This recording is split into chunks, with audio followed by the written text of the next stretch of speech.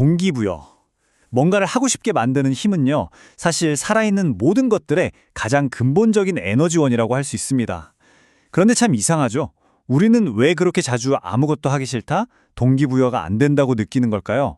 오늘 이 자료를 통해 그 이유를 한번 제대로 파헤쳐 보겠습니다. 자, 아주 간단한 사실에서부터 한번 시작해보죠. 저기 작은 미생물부터 우리 인간에 이르기까지 살아있는 모든 것들은요, 기본적으로 동기를 가지고 있습니다. 생존하고 또 번성하기 위해서 계속 움직이려는 그런 내재된 힘 말이에요. 근데 말이죠.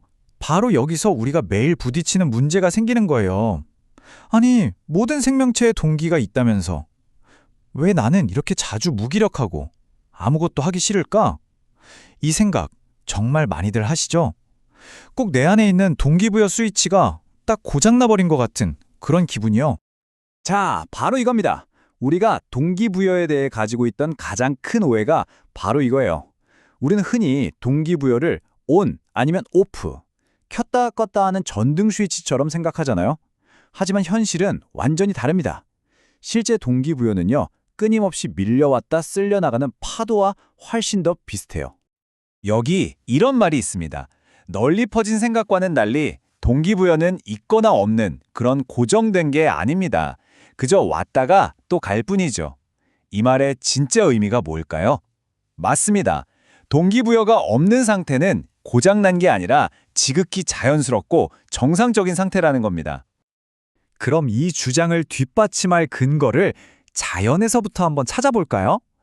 동기부여가 항상 켜져 있는 게 아니라는 증거 말이에요. 동물들을 한번 보세요. 동물들의 동기는 굉장히 명확하죠. 먹이를 찾고 안전한 것을 찾고 짝을 찾습니다.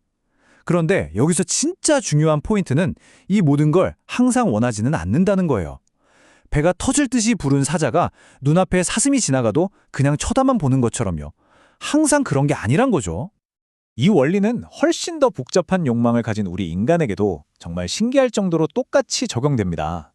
우린 사회적인 인정을 받고 싶어 하고 멋진 차나 비싼 보석 같은 걸 원하죠. 하지만 이것도 역시 항상 그런 건 아닙니다. 그쵸?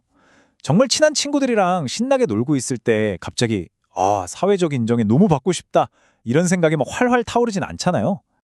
자, 그럼 도대체 왜 우리의 동기는 항상 켜져 있지 않은 걸까요? 이제 그 비밀을 풀 열쇠, 바로 핵심 이론인 바로 지금의 원리를 한번 들여다보겠습니다. 핵심 개념은 바로 상황 의존적 동기부여입니다. 이게 무슨 말이냐면요. 우리가 뭔가를 하고 싶어 하는 그 마음은 그냥 내 안에서 저절로 뿅 하고 생기는 게 아니라는 거예요. 오히려 지금 내가 처한 상황, 나의 필요, 그리고 주변 환경에 의해서 엄청나게 영향을 받는다는 거죠. 이 이론을 한 문장으로 아주 강력하게 요약하면 이렇습니다. 동기부여란 어떤 특정한 시간에 특정한 행동을 하려는 특정한 욕구다. 제가 왜 특정한이란 말을 이렇게 3번이나 강조했을까요? 맞습니다. 동기부여라는 게 그냥 두루뭉술하게 항상 존재하는 그런 만능 힘이 아니라는 걸 말하고 싶은 거죠. 이걸 아주 간단하게 정리해 볼까요? 당신의 동기부여는 다른 무엇도 아닌 바로 지금 무슨 일이 벌어지고 있느냐에 달려있다는 겁니다.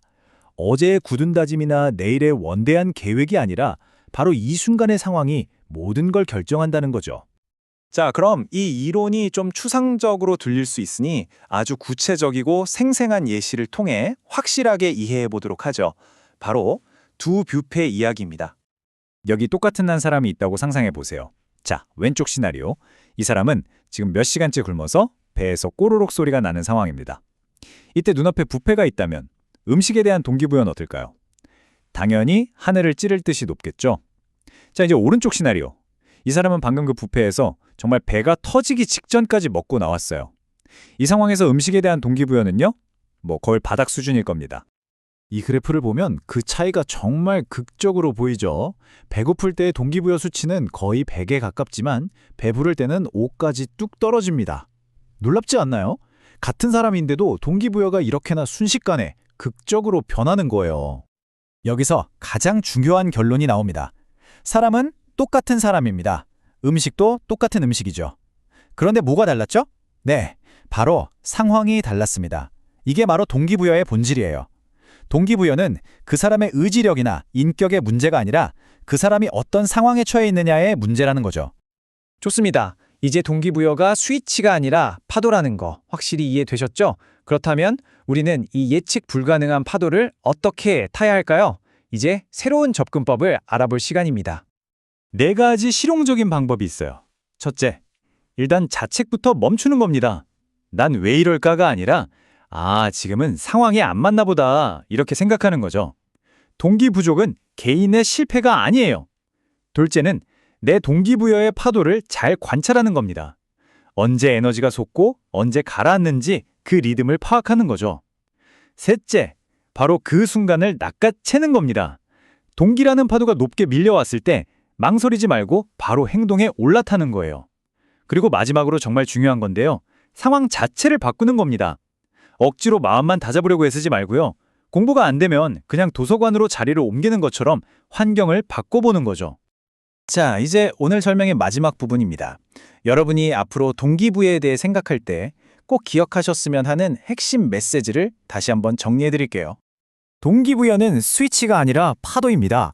우리가 할 일은 그저 파도 타는 법을 배우는 것뿐이죠. 동기가 없다고 스스로를 탓하면서 억지로 스위치를 켜라고 애쓰지 마세요. 대신 자연스럽게 파도가 밀려올 때를 기다리고 그 파도의 힘을 빌려 앞으로 나아가세요. 그리고 파도가 멀어지면 잠시 쉬어가도 괜찮습니다. 그게 바로 동기부여라는 파도를 가장 현명하게 타는 방법이니까요.